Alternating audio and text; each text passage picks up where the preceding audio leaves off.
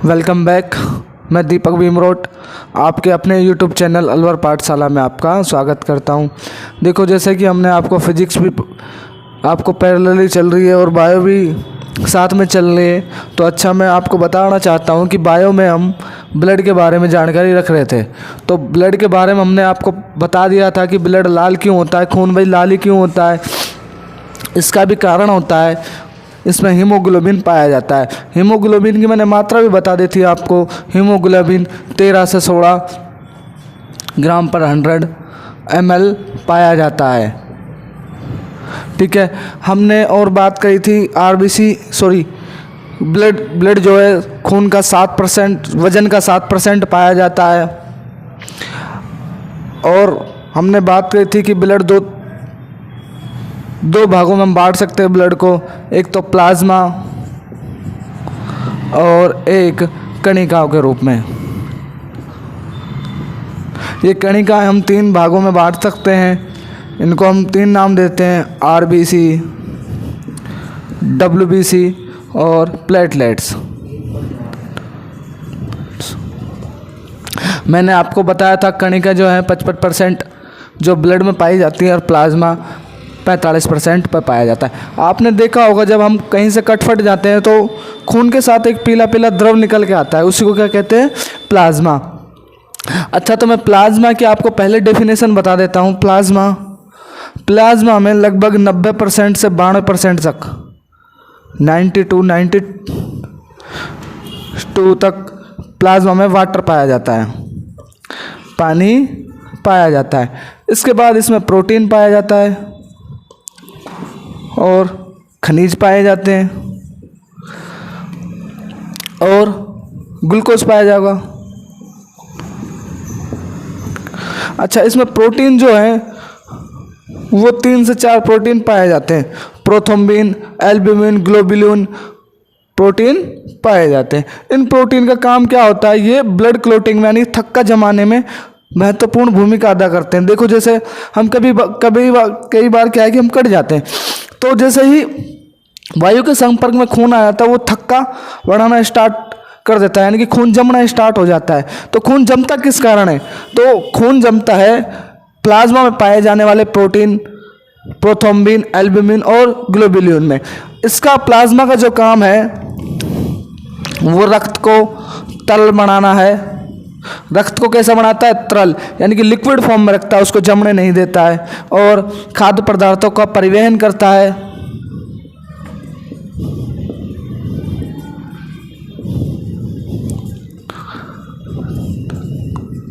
अच्छा, खाद्य पदार्थों के परिवहन के साथ ऑक्सीजन का भी, यानी कि ऑक्सीजन का परिवहन भी करता है। ये हमने महत्वपूर्ण बातें पढ़ ली हैं प्लाज्मा के अंदर। अच्छा, अब बात करते हैं प्लाज्मा में पाए जाने वाले खनिज। जैसे कि आपको पता है प्लाज्मा में खनिज कौन कौन से पाए जाते हैं? सोडियम, मैग्नीशियम, पोटेशियम, ETC जो है खनिज पाए जाते हैं। और ग्लूकोज में आपको पता है कि ब्लड में कार्बोहाइड्रेट को क्या बोलते हैं हम? ग्लूकोज। तो ग्लूकोज की फॉर्म में ही कार्बोहाइड्रेट पाया जाता है। अब बात करते हैं आरबीसी की। इसे हम इरेथ्रोसाइट बोलते हैं। क्या बोलते हैं? इरेथ्रोसाइट बोलते हैं। आरबीसी की संख्या लगभग 5 से 5.5 मिलियन तक पाई जाती है एक मनुष्य में, लेकिन महिलाओं में जनरली खून कम पाया जाता है। तो उनमें ये जो परसेंटेज है 4.5 से 5 मिलियन तक हो सकता है। मिलियन का मतलब होता है 10 लाख। जो आरबीसी का जन्म है वो, यानी कि आरबीसी का जन्म बोन मैरो में होता है। कौन से बोन मैरो में? रेड बोन मैरो में। रेड बोन मैरो में होता है, यानी कि लाल अस्थि मज्जा में इसका निर्माण होता है। इसका जीवन काल लगभग 120 दिन होता है। इसकी मृत्यु प्लीहा में होती है, जिसे हम स्प्लीन भी बोलते हैं। तो इसीलिए इसको प्लीहा को हम आरबीसी का ब्लड बैंक और कब्रिस्तान कहते हैं। अच्छा, अब हम आरबीसी की आकृति की बात करते हैं तो आरबीसी की आकृति होती है उबता अवतल। आप हिंदी में लिख लेना भाई, उबता अवतल होती है। कैसी होती है? उबता अवतल होती है। अच्छा, मृत्यु इसकी प्लीहा में होती है, प्लीहा में भी एंडो रेटिकुलम थीलियम में होती है। अच्छा, आरबीसी का जो निर्माण है बाल्य अवस्था में यकृत में होता है, यकृत में बाल्य अवस्था में होता है, एक ग्रंथि में भी होता है, उस ग्रंथि का नाम है थाइमस ग्रंथि। आरबीसी के बारे में ये फैक्ट आपको कैसा लगा? तो अब आरबीसी की और बातें हम जारी रखते हैं। आरबीसी का निर्माण है जो ऊंचाइयों पर जाने पर बढ़ जाता है, उसका ये कारण है किडनियों में और यकृत में एरिथ्रोसाइट हार्मोन निकलता है जो आरबीसी की संख्या को बढ़ा देता है, जिसके कारण खून की मात्रा बढ़ जाती है। अच्छा, इधर जगह कम है तो हम इसे साफ कर देते हैं, रफ कर देते हैं। अब बात करते हैं डब्ल्यूबीसी की। इसे सॉरी, आप एक पॉइंट और रह गया आरबीसी का। तो आरबीसी की कमी और वृद्धि से कौन कौन से रोग होते हैं? कमी और वृद्धि। भाई वृद्धि होगी तो कौन सा रोग होगा? एरिथ्रोसाइटोसिस। और कमी से एनीमिया रोग होता है। ये एनीमिया रोग B12 विटामिन की कमी से भी होता है, B9 विटामिन की कमी से भी होता है। अब बात करते हैं डब्ल्यूबीसी की। इसे हम ल्यूकोसाइट कहते हैं। इसकी आकृति अनिश्चित होती है। ये शरीर में रोगों से लड़ने की क्षमता को बढ़ाता है। इसका जीवन काल लगभग 5 से 8 दिन तक का होता है। 5 से 8 दिन तक होता है। इसकी मृत्यु भी प्लीहा में होती है और ये इरेगुलर शेप का होता है। ये इसीलिए इसे जो शरीर का है सैनिक कहा जाता है, क्योंकि ये प्रतिरोधक क्षमता को बढ़ाता है। तो डब्ल्यूबीसी की कमी से हम या वृद्धि से 2 रोग होते हैं, कमी और वृद्धि। इसकी कमी से ल्यूकेमिया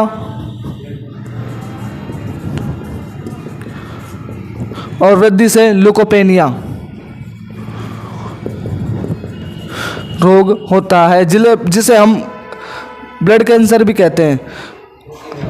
अच्छा भाई, गलती हो गई अपन से, सॉरी। अच्छा ठीक है। कमी, तो ल्यूकेमिया कमी को हम क्या बोलते हैं? Blood cancer. सॉरी, हम आपको बता देते हैं डब्ल्यूबीसी की जो वृद्धि से जो रोग होता है उसी से क्या होता है? Blood cancer.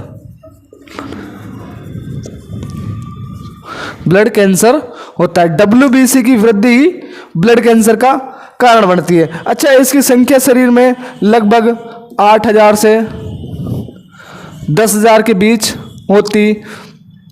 जीवन काल 5 से 8 दिन का होता है। मृत्यु प्लीहा में होती है। ठीक है, ये डब्ल्यूबीसी का फैक्ट हो गया। अब बात करते हैं प्लेटलेट्स की।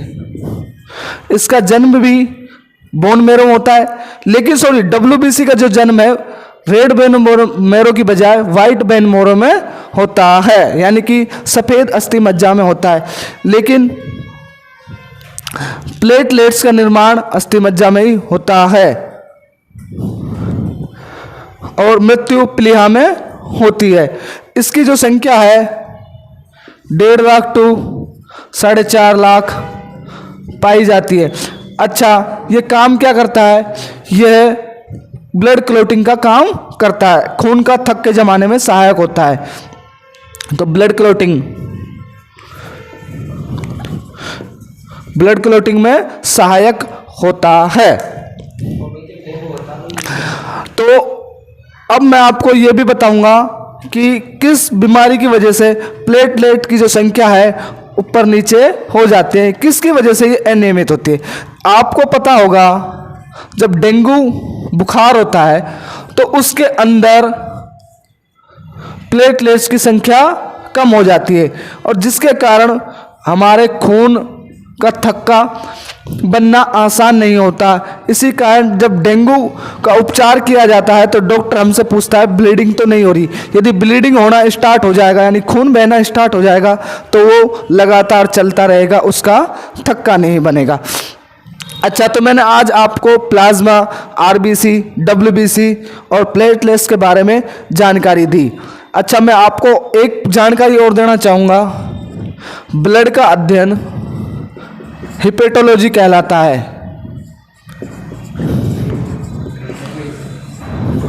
हिपेटोलॉजी कहा जाता है। लेकिन आपको एक टर्म और बताऊंगा, रक्त परिसंचरण तंत्र का अध्ययन हिपेटोलॉजी नहीं कहलाता, इसका अध्ययन एंजियोप्लास्टोलॉजी कहलाता है।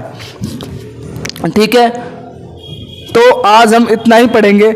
आगे हम ब्लड के बारे में और जानकारी लेंगे और ब्लड के बारे में हम दिल को पढ़ेंगे। किसको पढ़ेंगे? दिल को। ये दिल अलग होता है और मैं आपको बताऊंगा कि जो हम दिल बनाते हैं ये वाला और हमारा दिल जो एक्चुअल होता है वो कैसा होता है। और देखो ये टूटता भी नहीं है ये वैसे ही कहावत बना दी कि दिल हो या शीशा आखिर टूट जाता है। ये भाई ये टूट जाएगा तो मर नहीं जाएंगे क्या? अच्छा, ये कहानी हम आगे जारी रखेंगे। यदि मेरे द्वारा दी गई जानकारी आपको पसंद आए तो चैनल को लाइक, शेयर एंड सब्सक्राइब कर लीजिएगा। तो भाई देखो, आप भी हमारा साथ दें, हम आपके लिए मेहनत कर रहे हैं। और देखो रविंदर सर भी आपके लिए कितनी मेहनत कर रहे हैं। रविंदर सर ने भी रात को वीडियो बना के आपके लिए अपलोड की जा रही है। सिर्फ आपके लिए ही मेहनत कर रहे हैं ना, तो आप लाइक शेयर और सब्सक्राइब तो बनता ही है भाई। ठीक है, थैंक यू, मिलते हैं नेक्स्ट वीडियो में।